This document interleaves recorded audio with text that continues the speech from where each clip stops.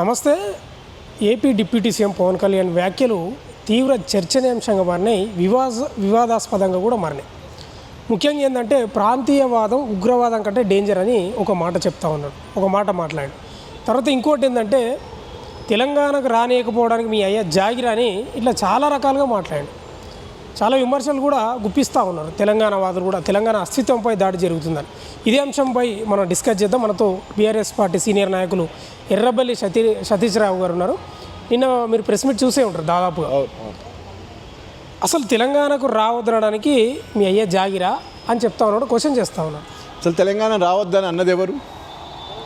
తెలంగాణకు రావద్దు అని అన్నది ఎవరు? రావద్దు అని అన్నది ఎవరు? తెలంగాణ వాదులు అంట. ఎవరన్నారు? ఎక్కడుంది? ఆయన చెప్పిన వీడియో తప్ప, ఆయన అనడం తప్ప ఎవరు రావద్దు అని చెప్పారు ఆయనని? ఎక్కడన్నా బిట్ చూపిస్తారా నాకు? రావద్దని చెప్పిన బిట్ ఎక్కడుందో చెప్పండి. ఎవరు రావద్దన్నారు? బ్రహ్మాండంగా రావచ్చు, పొలం కాడికి పోవచ్చు, ఫామ్ హౌస్ పోవచ్చు, షూటింగ్ పోవచ్చు, సినిమా థియేటర్ పోవచ్చు, ఎక్కడికైనా. ఎవరు రావద్దని ఎవరన్నారు? రావద్దని ఎప్పుడన్నా అన్నారా? 14 ఏళ్ళ ఉద్యమం చరిత్రలో ఏమన్నా అన్నారా? ఎప్పుడు తెలంగాణ సమాజం రావద్దు అనే క్వశ్చన్ లేదు. కానీ వారికి వారే ఉంచుకొని, వారి క్వశ్చన్ వారే, ఆన్సర్ వారే, విషయం వారే వేసుకొని వారే ఎక్కువ మాట్లాడితే మనం ఏం చేస్తాం? దానికి అది కరెక్ట్ కాదు. ఎవరు రావద్దన్నారు? అది తప్పు అని నేను అంటున్నాను. ప్రాంతీయవాదం మహా డేంజరు, జాతీయవాదం దెబ్బతింటుంది అని చెప్తా ఉన్నాడు. ఇది ఇట్లే కొనసాగితే రేపు వందే మాత్రం జనగణమన కూడా పాడని పరిస్థితి వస్తుంది అంటున్నాడు. సరే, ఇప్పుడు ప్రాంతీయవాదం డేంజర్ అన్నప్పుడు పొట్టి శ్రీరాములు గారు మీ రాష్ట్రం ఆంధ్రప్రదేశ్ కోసం కొట్లాడుతూనేమో ప్రాంతీయవాదం ఆ రోజు అద్భుతం. ఇవాళ తెలంగాణ కోసం తెలంగాణ బిడ్డలు మాట్లాడుతూనేమో ఇది తీవ్రవాదం. అంటే అది వారి విఘ్నతకే వదిలేద్దాం, అది వారే మాట్లాడాలి దాని గురించి. పొట్టి శ్రీరాములు గారు చెన్నైలో నిరాహార దీక్ష చేసి మా ఆంధ్ర సపరేట్ స్టేట్ కోసం అక్కడ చేస్తే, తమిళనాడు నుంచి చేస్తేనేమో అది తీవ్రవాదం కాదు. ఇక్కడ తెలంగాణలో వాళ్ళ అస్తిత్వం కోసం పోరాటం చేసి సాధించుకున్న దాన్ని, అస్తిత్వాన్ని కంటిన్యూ కాపాడాలని ఎక్కడైతే మాట్లాడుతున్నో వాళ్ళు తీవ్రవాదము లేకపోతే ఇంకో వాదము అంటే మనం ఏం చేయలేం. ముందు దానికి ఆన్సర్ చెప్పాలి వారు.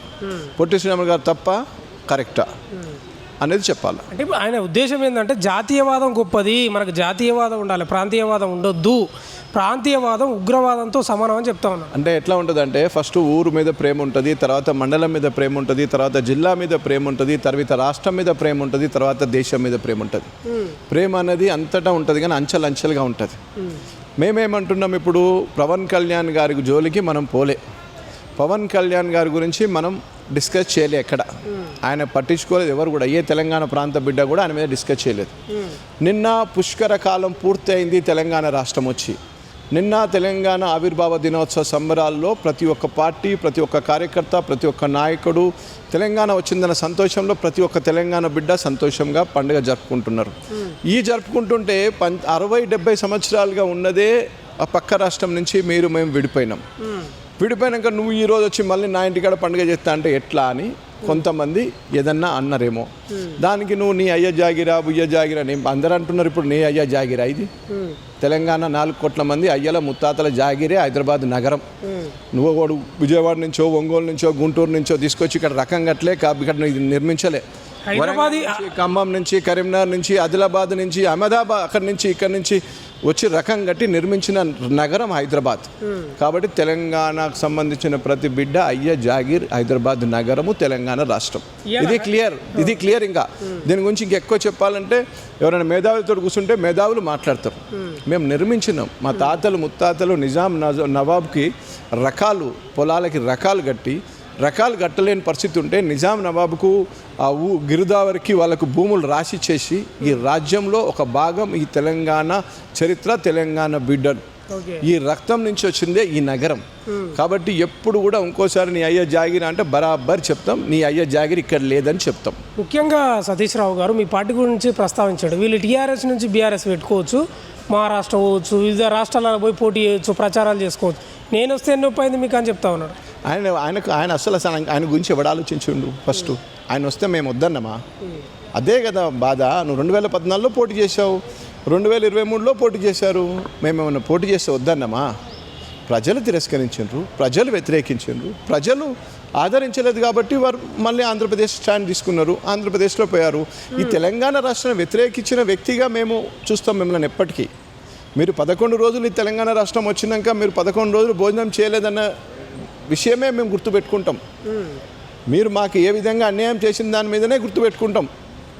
మీరు పరిపాలనలో సమైక్య పాలన మేము ఏ విధంగా నష్టపోయినాం అనేదే మాకు గుర్తుంటుంది అంతే. ఆ సమైక్య పాలన నష్టపోయినాం, సమైక్య పాలన విడిపోయి ఒక రాష్ట్రానికి మీరు డిప్యూటీ సీఎం ఉండి మళ్ళీ ఇక్కడ నేను పార్టీ పెడతా అంటే అది ఎట్లా సాధ్యమవుతుందని మీకు లోపల ఏదో గుబులు ఉండి దాని మీద మీరే మాట్లాడుతున్నారు. మిమ్మల్ని ఎవ్వరు వద్దనలేదు, రావద్దనలేదు, పోటీ చేయొద్దని లేదు, పోటీ చేయాలనే చెప్తారు. బీఆర్ఎస్ శాఖ ఆంధ్రప్రదేశ్లో తోట చంద్రశేఖర్ అధ్యక్షుడిగా ఉంటే నేను ఆహ్వానించిన నా కార్యాలయం పక్కనే ఉన్నది, ఎవరైనా ఎక్కడైనా పోవచ్చు కదా.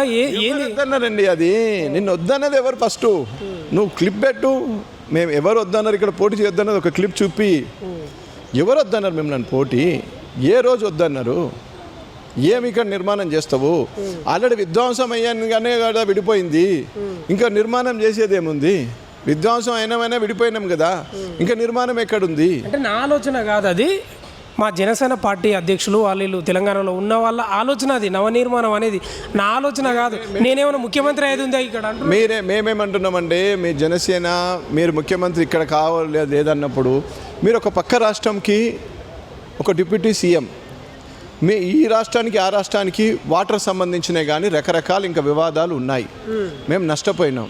ఇంకా ఇక్కడ కూడా మళ్ళీ ఇంకా మమ్మల్ని విడిపోయినాక కూడా నష్టపోతాం అనేదే మా ప్రజల్లో అభద్రతా భావంతో ఉన్నారేమో అని ఆయనే అనుకుంటున్నాను, మేము అనుకుంటున్నాం. కానీ ఎవ్వరు కూడా పవన్ కళ్యాణ్ గారిని ఏ రోజు కూడా ఇక్కడ పోటీ చేయకని కానీ, ఇక్కడ ఆఫీస్ పెట్టకని కానీ, ఇక్కడ నిలబడొద్దని కానీ, ఇక్కడ క్యాండిడేట్ల బీఫామ్ ఇవ్వొద్దని కానీ ఎక్కడ అనబోరు. జన్వాడలో ఉన్నటువంటి కోడి చెరువు దానిలోకి పోతే కేసులు అవుతాయని చెప్తా ఉన్నాడు, వార్నింగ్ ఇస్తా ఉన్నాడు. జన్వాడకు అది పూర్తి డీటెయిల్స్ మనకు తెలియదు. అది ఏమన్నా ఉంటే చట్టం తన పని తాను చేసుకపోతుంది. అది కరెక్ట్ భూమి కాకపోతే ఆయన మీద కేసులు అవుతాయి. కరెక్ట్గా అన్నప్పుడు మరి అడ్డగోలుగా పోయిన వాళ్ళ మీద కూడా కేసులు అవుతాయి కదా, పోకూడదు కదా. అది కరెక్ట్గా ఉందా లేదా? ఆస్తి విలేజ్ ఆస్తి అని చెప్తా ఉన్నారు. ప్రజల ఆస్తి విలేజ్ ఆస్తి అంటే మీరు అధికారులకు కంప్లైంట్ ఇవ్వాలా, అనేవాళ్ళు ఎవరైనా ఉంటే కోర్టుకు పోవాలా, కోర్టు నుంచి ఏ ప్రజల ఆస్తి ఎక్కడ అన్యాయకృతమైందని చెప్పాలి. కానీ ఫిజికల్గా డైరెక్ట్ భూములకు దీనికి పోకూడదు. అది మన తెలంగాణ సంస్కృతి కాదు, తెలంగాణ సాంప్రదాయం కాదు. మనం ఇప్పటివరకు ఎక్కడికి పోలేదు. ఏదైనా ఉంటే మనం కంప్లైంట్ చేయొచ్చు, కోర్టులో కంప్లైంట్ పెట్టవచ్చు, అధికారులకు కంప్లైంట్ పెట్టవచ్చు. అధికారులు వినకపోతే లోకాయుక్త కోర్టులో అధికారుల మీద కూడా కంప్లైంట్ చేయొచ్చు. ఏదన్నా చట్ట ప్రకారం చర్య తీసుకోవాలి తప్ప మనం డైరెక్ట్ దాంట్లో పోవడం కరెక్ట్ కాదు. Thank you.